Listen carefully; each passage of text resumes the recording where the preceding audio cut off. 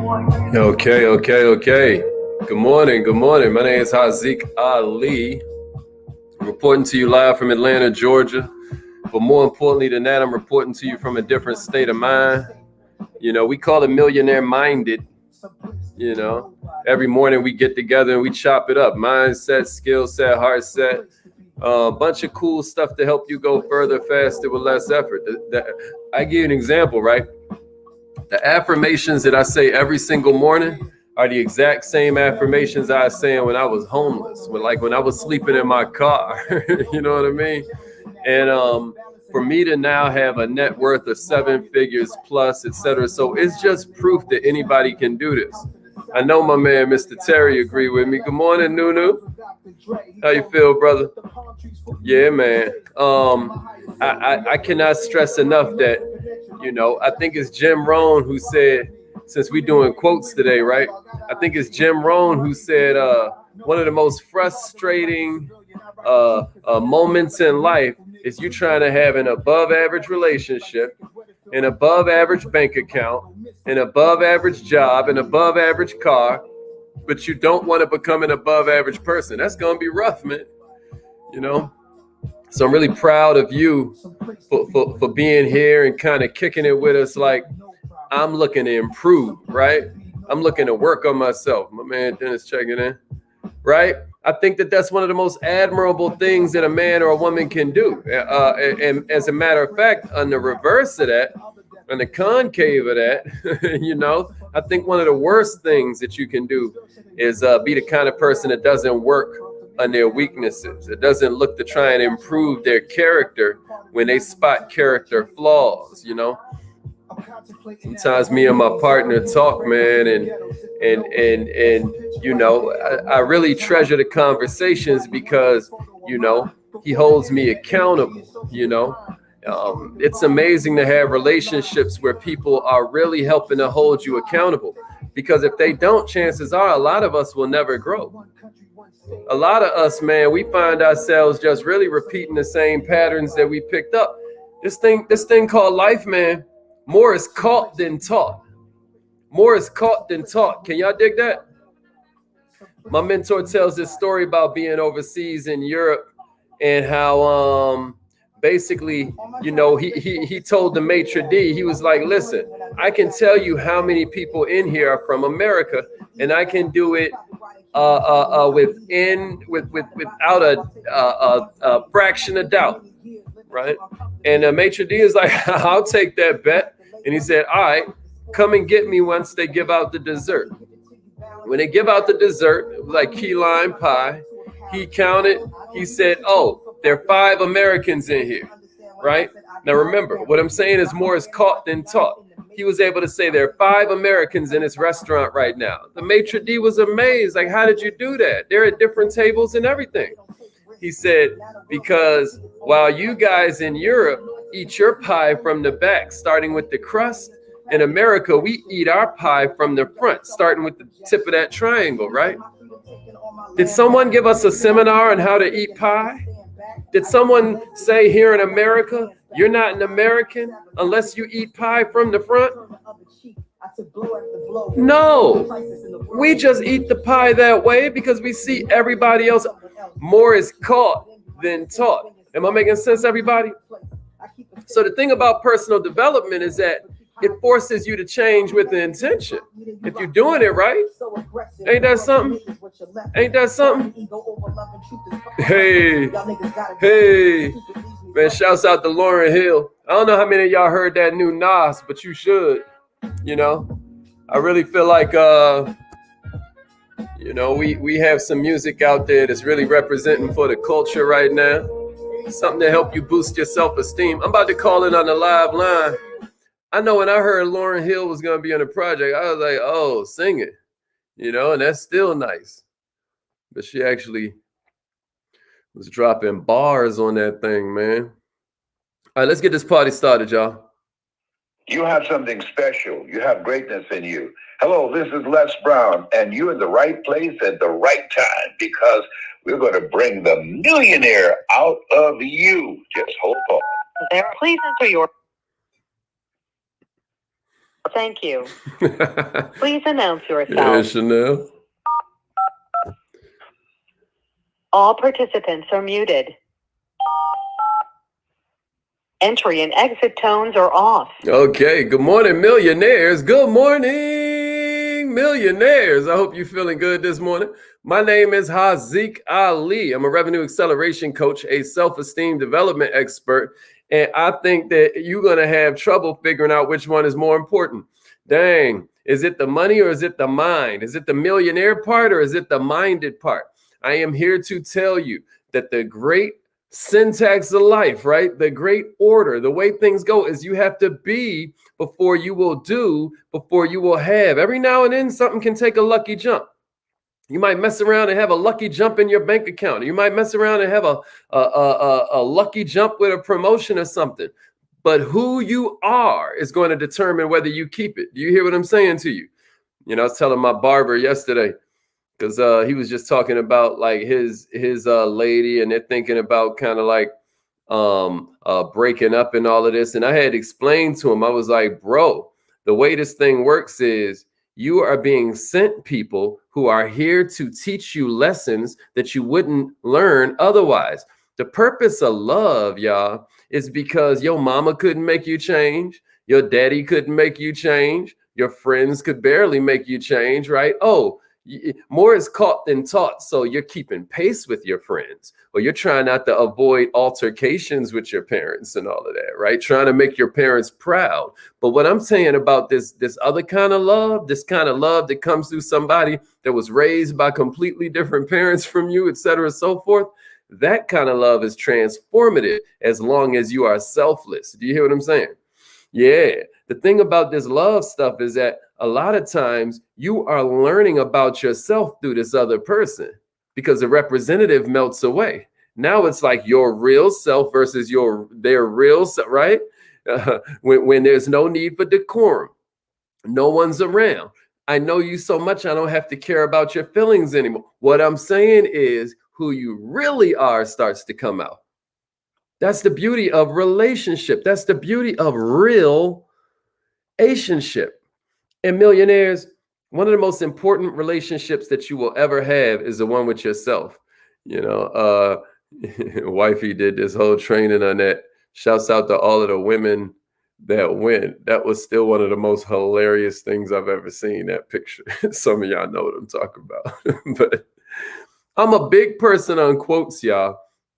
And so what I wanted to do to kind of strengthen and challenge you to build this relationship with yourself, right, is that I want to give you different of my favorite quotes that have to do with different situations. I've probably memorized hundreds, if not thousands of quotes at this point, right? I mean, to me, they're these perfect little encapsulated pills of wisdom where you can bring all the wisdom of the ages into a couple of seconds, right? They help you with everything from conversation to presentations, right?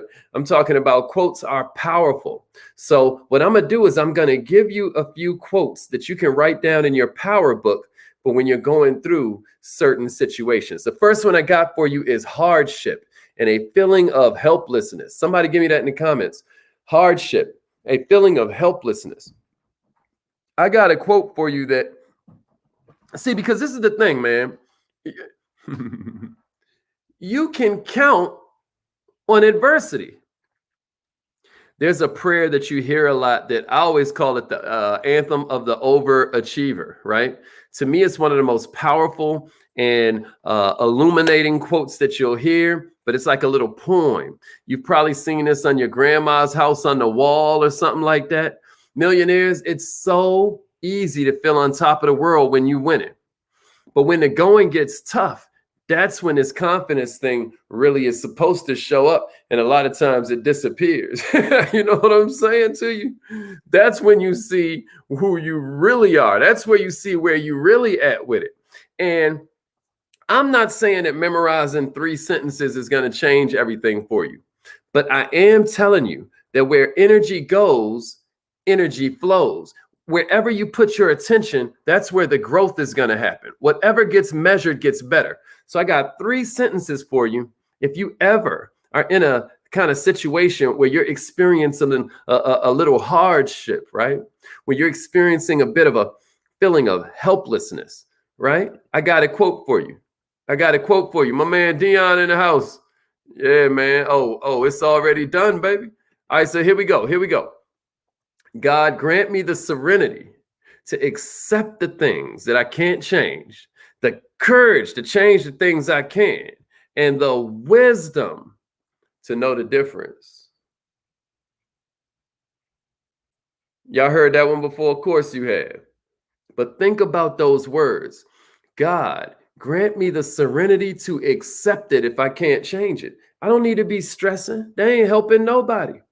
The courage, though, to change what I can. Like, am I doing every single bit that I can? Because if not, I got no worries, right? I'm doing everything I can do. I'm going to be able to sleep good at night. I'm going to be able to look myself in the eye when I'm looking in the mirror. You get what I mean?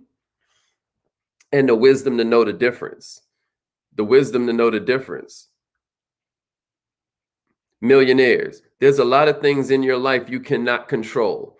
You know, you cannot control what the weather is going to be outside. You cannot control what kind of day your coworker is having. You cannot control, anything about the school that your children are go to. Don't get me wrong. You can join a PTA. You can, but see, now we moving into stuff you can control. Do you have the wisdom to actually discern between the differences? Do you even put intention on that? God, grant me the serenity to accept the things I can't change, the courage to change the things I can, and the wisdom to know the difference. Somebody give me fear of failure.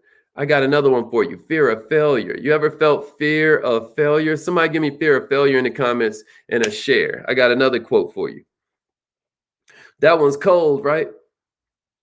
There's a concept called the silent seminar, right? The silent seminar. Like, I have a wall that's just like full of quotes. I'll just take a Sharpie marker and just write the joint on there, right? Appreciate those shares. Yeah. Fear of failure. That's right. Fear of failure. That's right. I got another one for you. Fear of failure. All right. Somebody over there in the Facebook group. I love that. Don't forget to subscribe on YouTube, y'all. All right. Fear of failure, y'all. That's a real thing. Any of y'all ever felt that before? Henry Ford had one of the illest quotes. Now, who knows? He might have stole it from somebody, but Henry Ford, to me, had one of the illest quotes on failure, because what it does is it captures failure at its two most important facets, right? First, it talks about failure as an opportunity. Like if we change our mindset about disappointment, then what happens is a disappointment ceases to exist. There's this thing called a course on miracles. Everybody thinks Marianne Williamson did a course on miracles, but it was actually, I can't forget her. It'll come to me. But the point that I'm making to you is that whatever isn't real don't exist. You get what I mean? Whatever isn't real don't exist. And this is the whole thing. If you change your mindset about the thing, about this disappointment, if you realize that it really doesn't exist, it can't affect you. We should be able to face our failure a little bit more courageously. We should be able to face our failure without so much self-sabotage, without so many of these deprecating, these sort of minimizing thoughts and responses and behaviors that erode your personal power. So one, failure is an opportunity, right? But another thing is that failure is possibility. Failure opens the door to possibility. It allows you to start again stronger than you were. It allows you to start again better than you were. Failure is not even a thing, y'all. I compare it to the seasons, right? Like every time there's a recession, it's because there was just progression, right? Or every time there's winter, we know it's because fall just happened, right? Every time there's a fall, we know it's because there was just now a summer, right? Every time there's a summer, we know it's because there was just now a spring.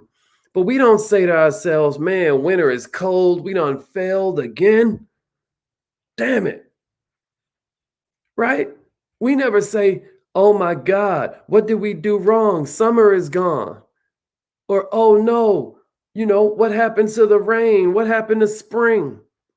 We don't call it a failure. We say it's a natural part of the process. Am I making sense? All right, so this Henry Ford quote goes like this. Am I making sense, y'all? I don't know if I'm. So here's a Henry Ford quote for you. Failure is only the opportunity to begin again, only this time more wisely. Failure is only the opportunity to begin again, only this time more wisely. Man, there's some power in that for somebody. Here's the third one I got for you. Fear of success. Somebody give me fear of success. Man, I would try to get somebody to help me type these joints in the comments, but I know some of them are kind of wordy, but you get to go back and rewind it. Word up, Jerry. That's what I'm saying, bro. That's it. That's it. Yeah, fear of success. Now, we talked a little bit about fear of failure. Me kind of being in this life coach game, I don't necessarily like that word, but that's what they call, I guess the servants of light, like a bunch of y'all are, right? Bunch of y'all are life coaches. I know, whether you mean to be or not. Maybe you're a life coach called a parent. Maybe you're a life coach called a teacher. You hear what I'm saying to you? Yeah. That's right. That's right. That's right. That's right. All right, fear of success. This is a genuine issue, y'all. There are moments when the sight of the finish line created some self-doubt. Can I get a witness? You've had thoughts before, maybe that if I win again, people won't like me as much, right? Or you're striving for this huge, insane goal, and you start to feel a little bit insecure. You start to feel a little bit undeserving as you start to close in on the target. Sometimes a little bit of hesitance creeps in, a little trepidation, right? You got to remember you was born to shine. You got to kind of remember that you're the only one like you on the planet. And this redemptive quality of the human spirit is something you should be able to cling to when everything else disappears. You were created by a creator to be creative. And a lot of us forget that sometimes. So I think this quote helps. I used to read this joint every single morning when we would go through our affirmations and whatnot. We got away from it somehow. But earlier I dropped her name, Marianne Williamson. Check this out, y'all. Our deepest fear is not that we're inadequate. Our deepest fear is that we are powerful beyond measure. It's our light, not our darkness, that most frightens us. And I could go on and on and on, but that is a powerful piece. You may want to pull that up. Matter of fact, this morning, I'm going to give it to us during the affirmation call, right? Mama Shay in the house. Yeah, that's right, coach. That's right, coach. That's exactly right. That's exactly right. Somebody say Marianne Williamson in the quotes. Some of y'all know her because she just now ran for president. She did not get very far, but she got further than most people thought she would. I was retweeting her page and all of that. I was down to throw my vote away on Miss Marianne Williamson because she was coming with love. You know what I mean? All right, here's the last one. Yeah, appreciate that. Yeah, straight up. Appreciate that. Marianne Williamson. Marianne Williamson. That's how you spell it. Pull that joint up for yourself. Our deepest fear. Yeah, appreciate that, Corey. All right, here's another one I got for you. Fear of criticism. Boy, this one will keep you small. Fear of criticism. And this is a real simple quote I got for this. But whenever you find yourself battling this fear of criticism, I got one for you. Somebody give me fear of criticism and a share. Fear of criticism and a share. Fear of criticism and a share. That's right, Dennis. Fear of criticism. Fear of criticism and a man, tell him, Chanel. That's right. That's right. Man, that joint give you chills when you see them go through that in coach. Yeah, come on. That's it. Fear of criticism. Fear of criticism. Fear of criticism. All right, here's one for that. That's right. Fear of criticism. All right, here's one for that. Because it takes no effort to like lower yourself on into hell when somebody's blowing your high. You know, here you is feeling it. You got the dopamine going. You high on the sunshine. You high on the sounds of the birds singing, right? And then here comes somebody who wants to take the easy way out and chastise instead of compliment, right? That's so easy. That's so average. And that's why I was talking this morning the way I was talking about how one of the most frustrating things in your whole life is going to be trying to have a above average bank account. You don't want to become an above average person, or you want to have above average relationships, but you don't want to become an above average person. Well, there's all kinds of ways you can become above average. You can become above average with the way you deal with people. You can become above average with the way that you present yourself to the public.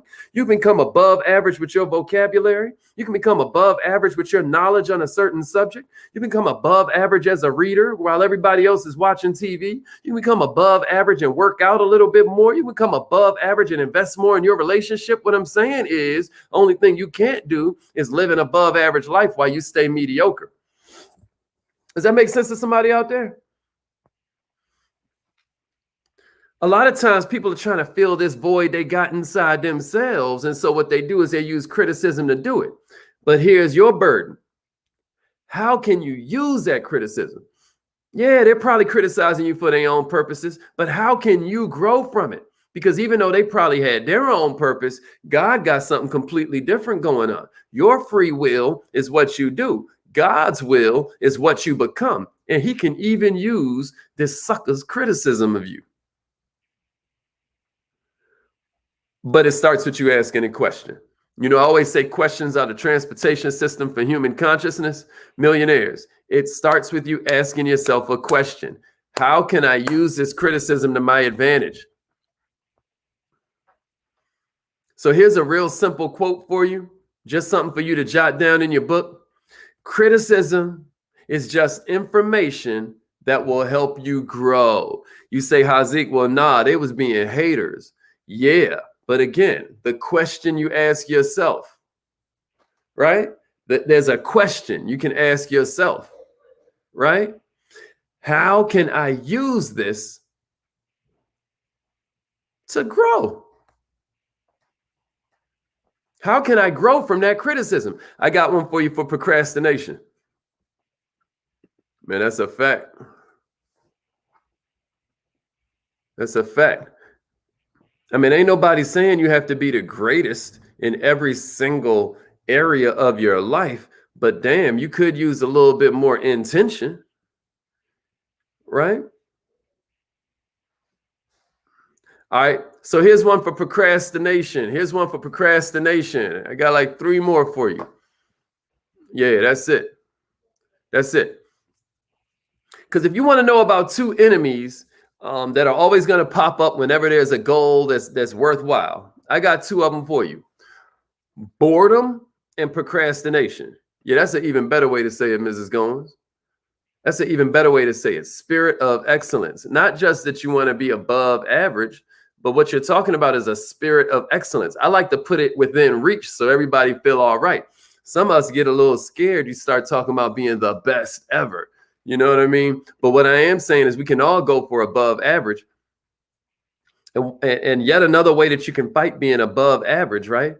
Another way you can fight having an average life, is to get rid of procrastination. Boredom and procrastination, man. So give me procrastination in the comments. I got a quote for you on procrastination. Boredom and procrastination are really your main two enemies when you're fighting a good fight. Don't matter the level of motivation. Don't matter the passion you got for the subject. There's going to be days when you don't feel like doing nothing. So I got a quote for you. You know, it's ironic because this dude was like a huge slave owner. You know what I mean? Some say he even had children with his slaves. I can't even say, of course, and then say this person's name because it's probably like, of course, all of them. But anyway, this was Thomas Jefferson. Thomas Jefferson got this quote where he like, never put off for tomorrow what you can do today. Of course, he had slaves. So, hey, man, it's still a good quote. It's still a good quote. I just wanted to attach Thomas Jefferson's name for a bit of irony. You know what I mean? Never put off tomorrow what you can give to a slave to do today is probably how Thomas Jefferson said it. But we're going to pretend he didn't. We're going to pretend what he said was, don't put it off for yourself. Now, with that said, y'all, there is something to be said for you preparing before you get that thing done. We've done trainings on how procrastination is not always a horrible thing, but y'all know what I'm saying. Here's number 6, impatience. How many of us feel ourselves impatient sometimes? Impatient. Never put off for tomorrow what you can do today. Huh, Corey? Impatient. You know what I'm saying, coach? All right, I got one for you on impatience. Because a lot of times, man, you busting a move, you planting all these seeds. And you got to remember, nature never, we see a lot of magic in nature. There's a lot of miracles going on in nature, but you never harvest in the same season you plant. You ever notice that? Nature doesn't operate linear, right? So what are we learning from that? We got to cultivate patience, baby. So Lao Tzu, Lao Tzu, he has a heck of a quote on this where he's like, nature doesn't hurry, yet everything is accomplished. Nature doesn't hurry, yet everything is accomplished. Think about that one. Nature doesn't hurry, yet everything gets done. Isn't that interesting? That's why I love that overachiever's creed that we just put in that thing, where it's like the wisdom to tell the difference. All right, this is the last one I got for you. This is on that superior, we're going to call this arrogance. Arrogance. Somebody give me arrogance in the comments. I got a quote for you to help you. Get over the arrogant part. Nature don't hurry, yet everything is accomplished. There's a cat named Lao Tzu.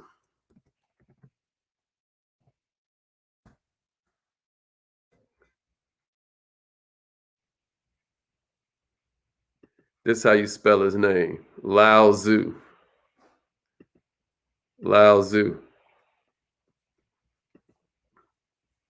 If anybody cares. You know what I mean?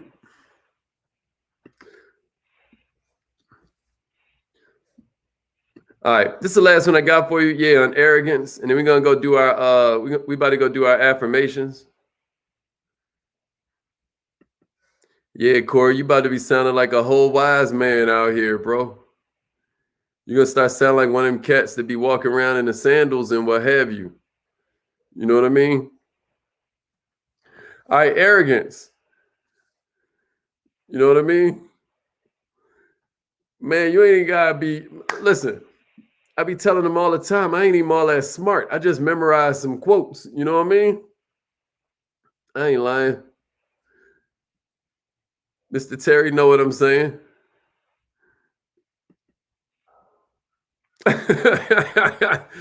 So the reason I wanted to touch on this arrogance joint is because when we don't know nothing, we don't have any confidence and stuff. We just out here trying to put it all together, and we feel a little bit nervous. But then as we start to learn something, it's real easy to start developing a superiority complex. Like Harvard Business Review talked about this study they did on these cats from MIT, right? And when they were asked what it meant to be promoted to the rank of manager, without hesitation, they was all like, now I get to tell people what to do.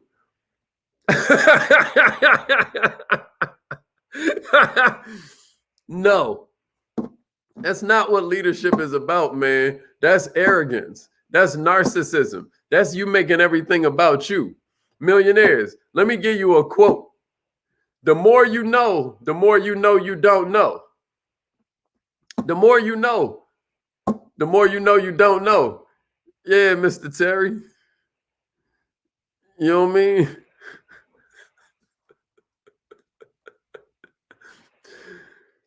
I ain't saying nothing's wrong with sandals. I was just, it's just the image that came to me.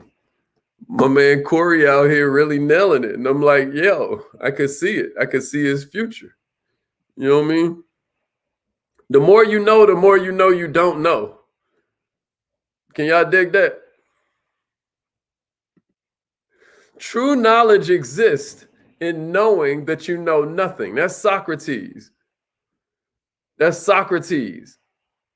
True knowledge exists in knowing that you know nothing. Ain't that wild? Have you ever studied a subject where that wasn't true? Man, sometimes me and wifey be just sitting around watching all these documentaries and whatnot on aliens. They got these weird animals nobody could explain called cryptids.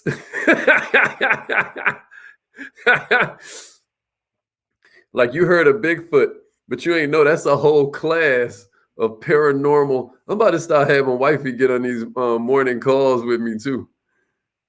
But check it out though. The more you know you don't know. You know what I mean? They've got all kinds of crazy footage that they're starting to release. I tell everybody, the reason that they don't tell you aliens exist is because then what happens to white Jesus? It's going to take you a minute for you to catch that. It's going to take you a minute for you to catch that. I shouldn't have said white Jesus. But what I'm saying is, ask yourself why they aren't being so forthcoming about all the alien technology that they've captured, all the alien kind of like sightings, the actual proof that we have. Why aren't they sharing that? Well, who knows? That's for a different training. But all I'm reminding you of is that true knowledge exists in knowing that you know nothing. Now life is more fascinating. Millionaires, these are really troublesome times. But I'm going to tell you what'll make them go from troublesome to scary. What'll help times go from troublesome to scary is if you start assuming you know everything. Because, man, ain't that scary? If I already know everything, we all in trouble. If I'm already as good as I can get, we all in trouble. Listen to me. It should be the same way you're thinking. True knowledge exists in knowing we know nothing. If I'm already using the best I got and it's the best my life can, boy, that's some depressing crap right there. So a better way to approach this thing is to realize that every single day we getting better, man, if that's our intention. All right, I'm out of here. It's affirmation time. Thank you for humoring me.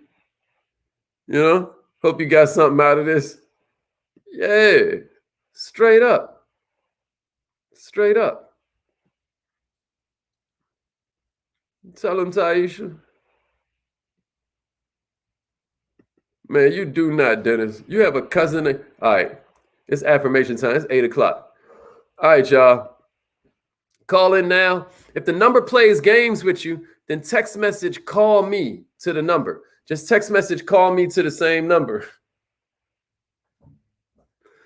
Text message call me to the same number, y'all. All right, it's affirmation time. Repeat after me. I am